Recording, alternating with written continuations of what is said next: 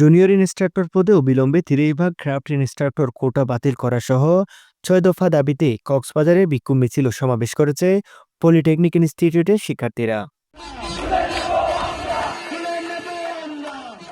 বৃহস্পতিবার 20 মার্চ সকালে কক্সবাজার পলিটেকনিক ইনস্টিটিউটের শিক্ষার্থীরা কলেজ ক্যাম্পাস থেকে মিছিল নিয়ে বের হয়।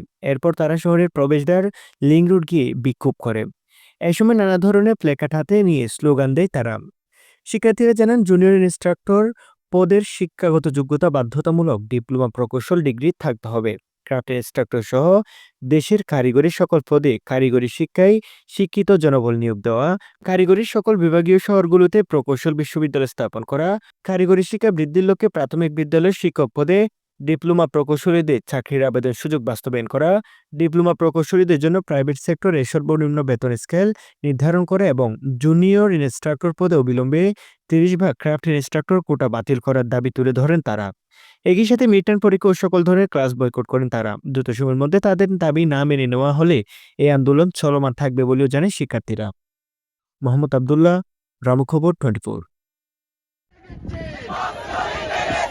Action! Action! Direct action! Political action! Direct action!